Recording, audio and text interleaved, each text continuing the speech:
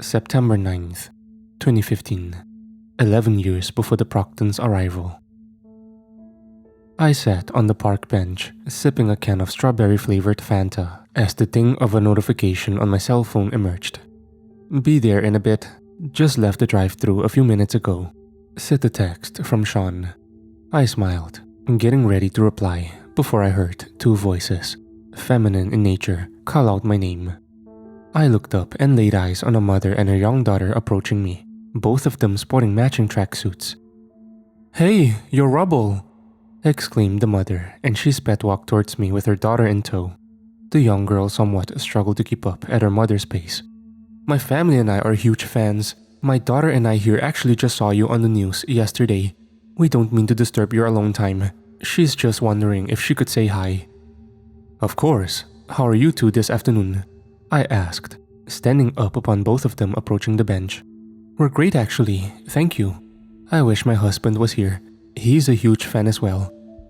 "Hey, that means a lot. Thank you." I nodded with a smile. "You two seem to be getting in some good exercise this afternoon."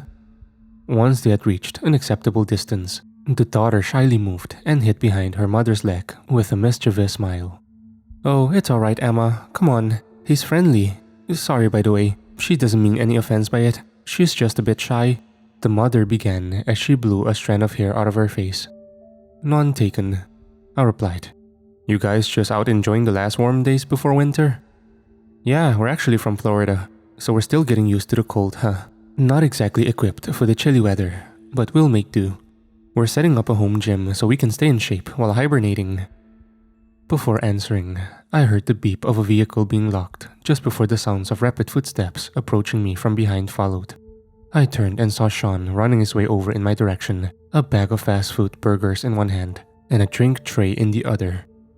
"This is my brother Sean, by the way," I proclaimed, pointing a finger in his direction, prompting the pair to giggle in amusement as Sean came to a somewhat clumsy stop just by my side, nearly spilling the drink tray before I reached out and grabbed it. "Alright, old man, I got your double-stacked cheeseburger, and they were out of medium-sized fries, so I just ordered you a large. Figured you'd need the calories." He huffed, opening the bag before turning to the duo in front of me with an expression of embarrassment. "Sorry about that, I'm Sean," he gasped, reaching out for a handshake from the mother. "Rubble's last strong but cooler brother." "Well, it's nice to meet you, Sean. I'm Laura, and this is my daughter Iris. Oh, and I see you're an EMT. Thank you for doing what you do. Both of you. Not sure what we'd do without heroes like you guys." "We thank you guys for your appreciation. It really means a lot," I replied with a nod and smile. "Well, we don't want to interrupt your afternoon any further. We've got a few errands to run. Go ahead and say bye, sweetie," Laura added, leaning down and encouraging her daughter to continue their jog. "Hey, it's no problem at all. Have a great one, you two," Sean interjected. Iris meekly put her head down after giving us a slow wave, one which my brother and I both returned. "Some nice folk," came Sean as we both went to sit down on the bench, the bag of food being set between us. "Definitely. How was the drive over?" I asked, reaching into the back to grab my burger. "Was pretty smooth until I got caught in rush hour traffic downtown. Sat there for so long that I was able to kick my feet up on the dash and watch some Netflix." "Yeah, I used to remember having that problem too," I said with a lightly mocking tone. "Hardy har, if I could fly, I'd do it better than you," Sean rebutted with a chuckle before going to take a bite of his cheeseburger. "How's work been lately?" I inquired. "Well, the good news is the boss gave me a raise. Bad news is that it was only 3%. I'll take it though. Still saving up for that boat you and I were looking at the other day." "Still want to get the fishing licenses too? Catch some trout for dinner a couple nights a week?" "You bet your ass I do," he smiled while bringing a few french fries up to his mouth. "Well, we can always," I began, only to get swiftly cut off by the ringing of my cell phone. After grabbing it out of my pocket, I saw that it was my director's contact. I picked it up, putting the phone to my ear, and was immediately greeted with his panicked tone. "Victor, I need you up in Toronto. There is a magnitude 6 kaiju wreaking havoc, and Joven's busy over in Russia. If you don't take that thing down soon, it's gonna lay waste to the whole damn continent." "Shit," I exclaimed. "I'll be there in less than 15 seconds. I hung up the phone, turning to Sean as he kept chewing. Do what you gotta do. I'll be here. He smiled. I'm sorry, man. I'll make it up to you. I promise. Nope, don't apologize. Just go save the day, alright? He stated, rather firm, patting me on the shoulder. I set my phone down on the bench, leaving it with Sean, before flying up far enough above the park where the inevitable sonic boom wouldn't be harmful to those below. Once I reached sufficient height, I took off toward Toronto. My civilian clothes ended up getting vaporized at the speed I accelerated to. Thank God I had my combat suit on underneath. Present day. Droven caught me off guard with a quick, flying dash forward that ended in a hard left hook. A booming shockwave erupted as his fist made contact with my chin. I tumbled back half a mile, but recovered well enough. I timed it just right and clapped my hands together as Droven came barreling toward me, creating a shockwave of my own that threw off his flight path. I darted over to him and struck him in the stomach, knocking the wind out of him then and there before swiftly flying behind him, putting both my hands together and slamming them down on his back. After colliding with the street below and generating a crater the size of a school building's foundation, he went to get back to his feet and take flight, gritting his teeth and snarling in an almost feral anger, gazing upon me with nothing but pure hatred and malintent. I flew down and punched him square in the chest. The force generated sent rupturing cracks up and around the side of the crater. As Droven sunk further into the rock, I then lunged down and attempted to get my hands around his neck, only for him to quickly grab my arms, throw them to the side, and hit-butt me right in the chin. I flew back and slammed into the opposite wall of the crater. I tasted blood on the inside of my bottom lip, didn't get the chance to even spit it out before Droven darted toward me, his arms outstretched in his flight. I stood to my feet and caught his wrists in my hands once he arrived, stopping him in his tracks. The rock beneath us began to crack and buckle as we struggled against one another. I then flew up and out of the crater and some 20 feet above what remained of the street, while hovering with Droven in my grasp. I spun myself around repeatedly, steadily increasing my speed until it got to a point where I was completing hundreds of rotations per second. I let go, sending him far enough away to where he wouldn't be a problem long enough for me to check on the family and potentially locate Carthon, wherever the hell he and the warships went. I made my way back over to Daniel, Ava, and Rosita, who were mostly keeping their backs against the building that acted as cover. The Proctons I dropped the building on were still buried underneath. Only one managed to climb his way out of the rubble. He appeared completely disoriented, shaking bits of concrete and chunks of metal off his suit. But before he was given the chance to take any further action, he was hit in the chest with a blaster beam from Rosita. He did a backflip as he slid down the pile of rubble, and I could see a circle of glowing red, searing metal on his suit in the chest area where the beam struck, his armor now significantly weakened. Daniel followed up with a second blast, which went straight through the weakened area of the armor and the chest of the Procton.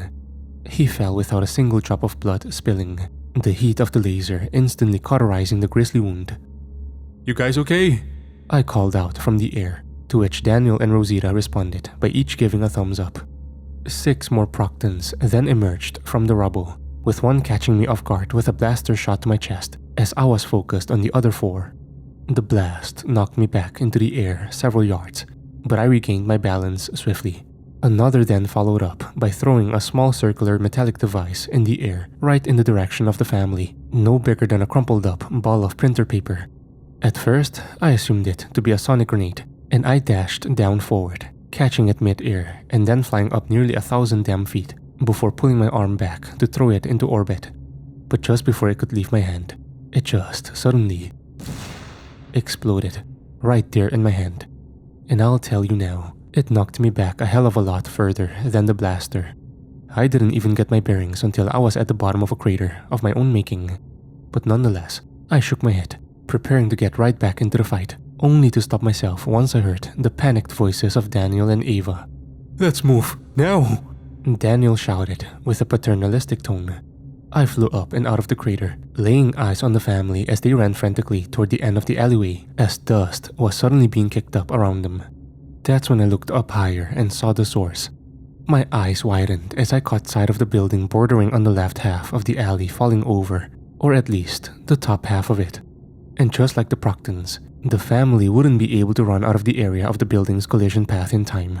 And while I had more than enough time to fly them out of the way in time, trying to grab them at set speed to get them out of the way would result in them being annihilated. On top of that, the only direction they could run in would put them right in the line of fire of the Proctons, who had just dug themselves out of the rubble pile I buried them under earlier. I acted as fast as I could and descended swiftly down, just in front of all of the Proctons that emerged from the mountain of debris. I landed hard on the road. Cracks immediately formed beneath my feet that ruptured the surrounding road into several large chunks.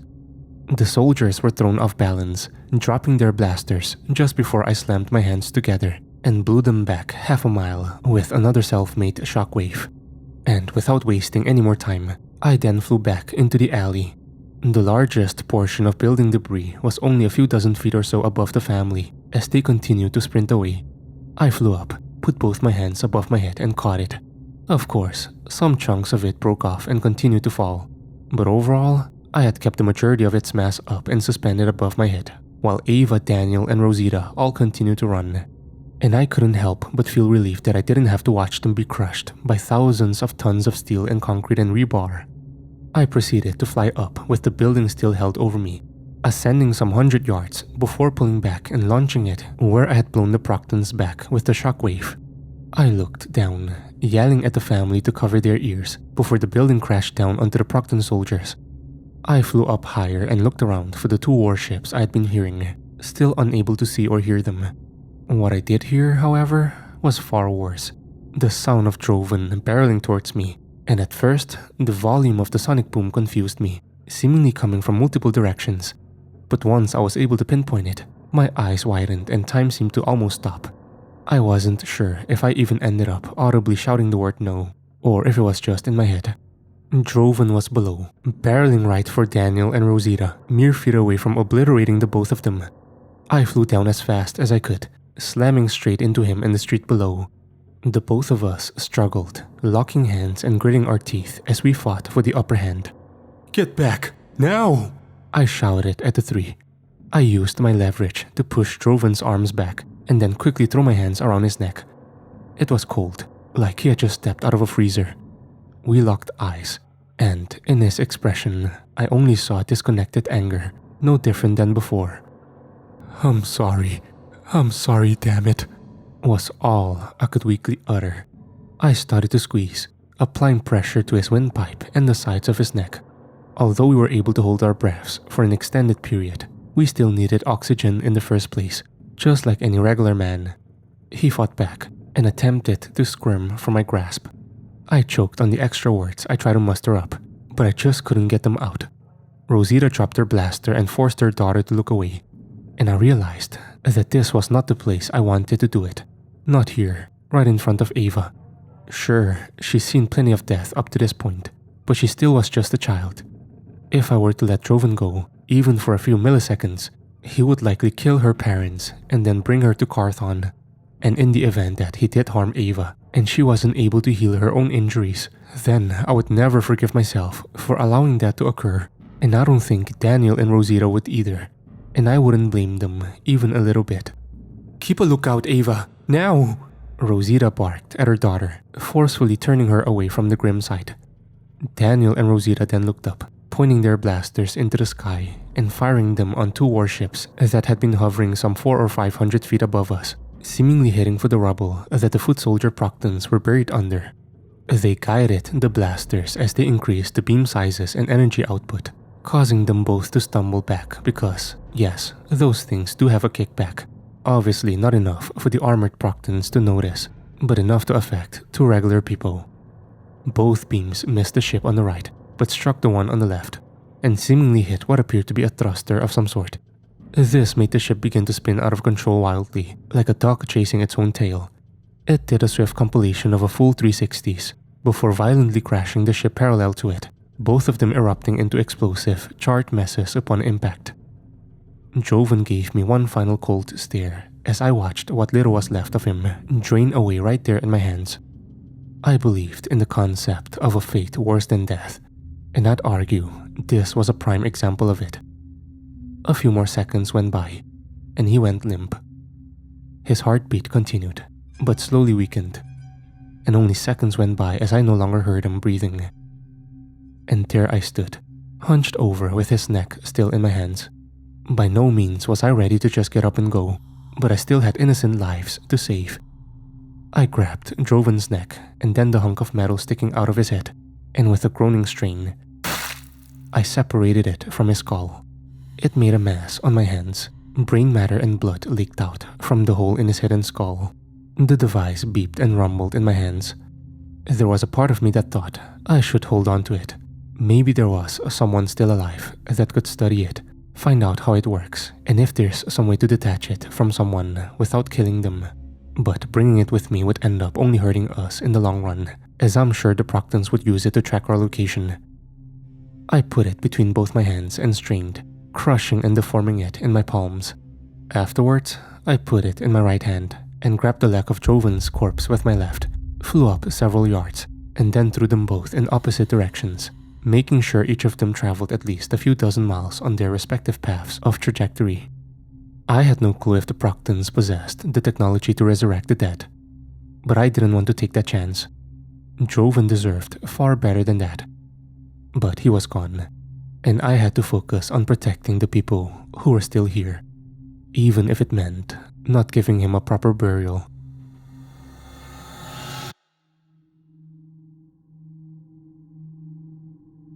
The imprisoned Procton looked at me with a pleading expression, and I looked between him and the end of the corridor. He was right. Carthon's forces would be upon us soon, and I needed to make a choice. I flew toward the cell and stood underneath the lasers. They felt a bit warm as they made contact with the top of my head and shoulders, but other than that, I sustained no damage. "Come on, crawl under me. We need to go, now, before I change my mind," I barked. "Thank you," he spoke with a grateful tone, before quickly sliding his mask underneath me and making it to the other side of the cell, out into the corridor. "Don't get your hopes up yet," I declared, the familiar sound of metal striking metal echoing from the opposite end of the corridor. I hovered into the air and prepared to blast the Procton soldiers that inevitably entered in. But a few seconds passed. None did. I hovered there, staring blankly before considering going on the offensive, only to immediately drop that possibility when I saw a sonic grenade get tossed into the room. They must have cooked it somehow, because before it even hit the floor, it already let off that ear-piercing noise.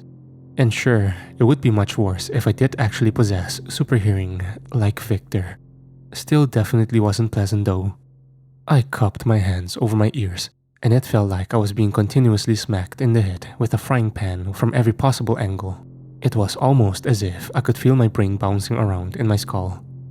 3 Procton soldiers burst in, blasters drawn and at the ready. I only just about mustered the strength to pull my right arm away from my ear and aimed it towards them. I fired off my beam, and all 3 Proctons simultaneously fired off theirs from their blasters. The beams met around dead center of the corridor, and there we were, locked in a standoff. If the sonic grenade hadn't been breaking my concentration, my beam would have easily overpowered theirs. My concentration dwindled, while I simultaneously felt a warm stream of blood run down the right side of my face, clearly originating from my ear. The light emitting from all 3 beams was blinding, and I was unable to see anything in my peripheral vision. All I could see was the beams from the Procton's blasters moving forward as mine retracted, and I knew I had to come up with something fast. I wasn't gonna die, but I couldn't risk them hitting the imprisoned Procton. If he was telling the truth, he was likely our only hope at getting these bastards off our planet and justice for what they've done. The soldiers' beams continued to overpower mine, and I didn't even have enough time to react when it made contact with me, blowing me all the way back inside the cell the imprisoned Procton was being held in, my body denting the rear's wall. After I hit the floor, it took me a quarter minute to stand back up. The grenade was still going, still making me wish I was deaf. I awkwardly got to my feet while stumbling a bit with my hands still cupped over my ears. I looked at the floor, trying to devise some sort of strategy that consisted of more than just point and shoot. But then I paused, and the sonic grenades blaring had ceased. Confused, I looked up, only to lay eyes on a sight I was not quite expecting. The imprisoned Procton was standing there, a blaster in hand, and all 3 of his former comrades dead on the floor and a smoldering red-hot streak of torn-up metal where the sonic grenade once was. 2 of the 3 of them had a hole in the middle of their armor, presumably where the prisoner Procton had blasted them. The 3rd, however, was just missing his helmet and his head. I groaned and began walking forward, squinting my eyes and fixating on the prisoner. "Gonna guess you were a soldier of some sort?" I inquired, still groaning with the passing agony. "I was a combat and ethics training officer before Carthon stripped me of my title. I'll take a wild guess and say that considering everything that's happened, you never really got to use the second part of that title very much."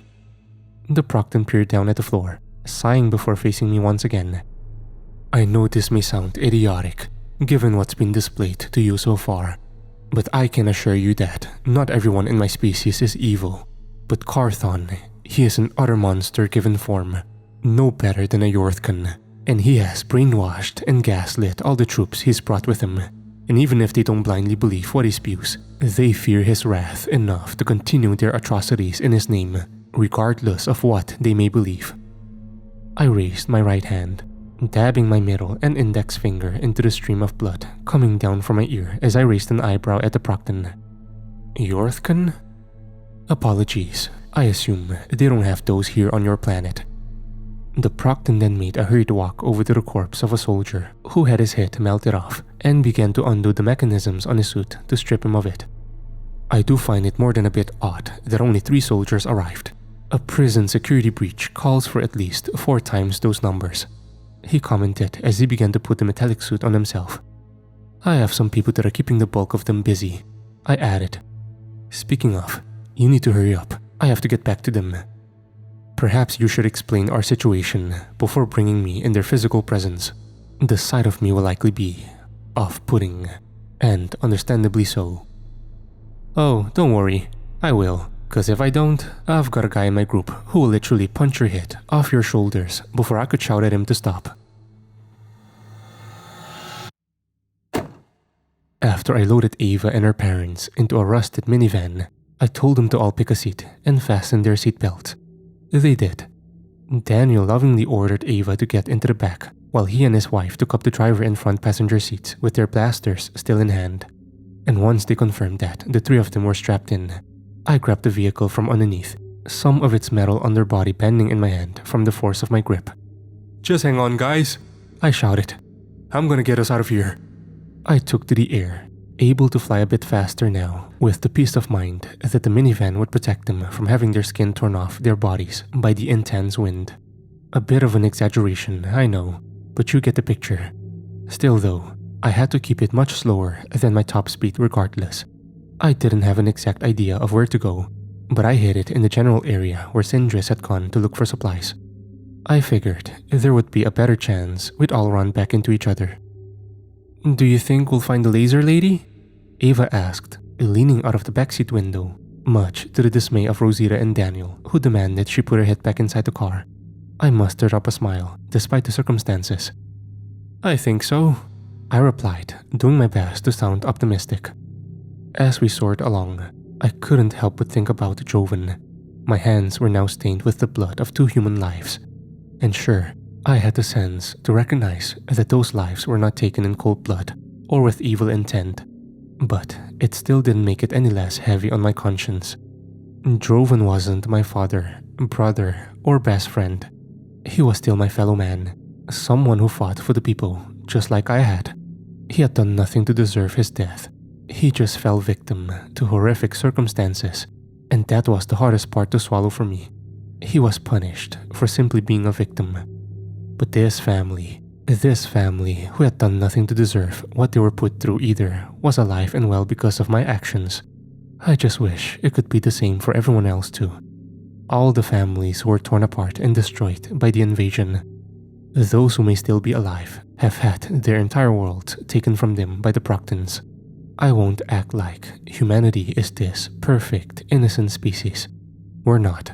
But damn, when we did put our minds to it and focused on what's right, we could do and did some truly amazing things.